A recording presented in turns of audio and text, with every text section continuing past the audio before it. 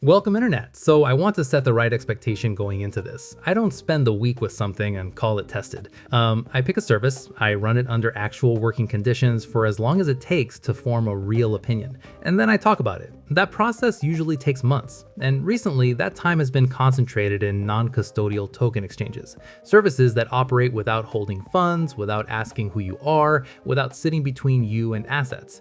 It's a category that's matured considerably over the last couple of years, and there's one platform in particular I've been using regularly enough to actually have something to say about it. Today I'm going to show exactly how it works and then explain the architecture behind it, and wrap up with the practical criteria I use when evaluating whether any service in this space is worth trusting. So today I'm swapping Solana for Tether, which is an interesting cross-chain pair that gives a decent view of how the routing logic performed under slightly more complex conditions. Okay, first thing, this window is where the pair gets configured. Solana as the send token, good, that's set, and USDT on the receive side. Okay, confirmed. And right below that, it immediately surfaces the full breakdown, my exchange rate, applicable fee, and expected settlement window.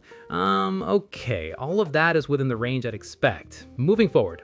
Next step, I need to input the destination address for my tokens. That goes in right here. Below that, there's an optional refund address field, which I always fill in as standard practice, and then an email field for status notifications on the transaction. Okay, give me just a second, please.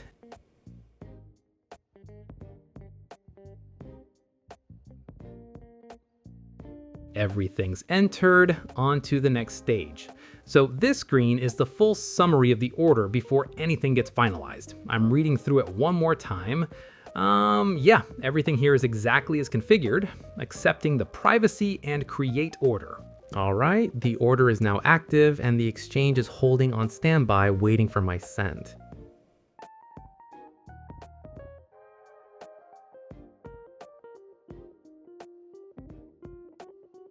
Good, everything from my side is done and I'm pressing the confirm button and transaction is processing. Now, system is handling the exchange from here automatically, and USDT should land at my destination address in the next few minutes. So while that runs, I want to properly explain what's actually happening on the back end because the mechanics here are worth understanding. So the foundation of a non-custodial exchange is that the platform has no access to your funds at any point in the transaction lifecycle. There's no deposit, no intermediate wallet, no moment where control over the assets transfers to the platform.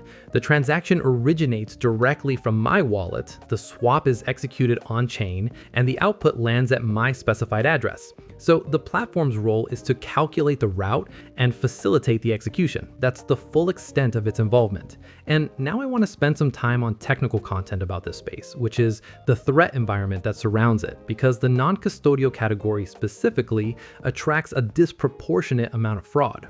And that's not speculation. After 5+ years of working through crypto infrastructure methodically, I've developed a fairly detailed picture of what that looks like in practice.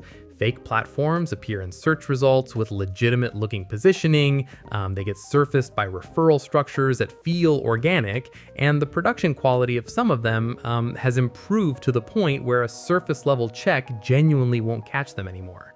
Part of what enables this is the rate of change in the legitimate space itself.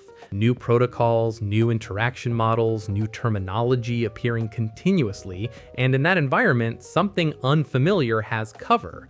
It can present as innovative before anyone has enough context to evaluate it properly. That dynamic exists across the internet wherever technical acceleration is outpacing general literacy, but in a financial context, the consequences are direct and often irreversible. So, the two markers I rely on most consistently. First, visual coherence. A platform's design reflects the standards of the organization behind it. Rough execution, inconsistent styling, layouts that feel unfinished, these are low-level signals, but they're surprisingly reliable ones. And second, security transparency. I want to be able to find clear, substantive documentation on how funds are handled, what the security architecture looks like, and whether any independent verification of that architecture exists. And then to close, I'll keep this specific. 5 months, roughly 90 transactions, most of the available token pairs covered across a variety of network conditions. And the outcome of that usage is what you're watching today, a platform that has performed consistently and without incident across that entire period. No failed transactions, no settlements that went sideways, no moments where I was genuinely unsure what had happened to my funds. That's the standard I apply to everything I cover here. All right, that's everything.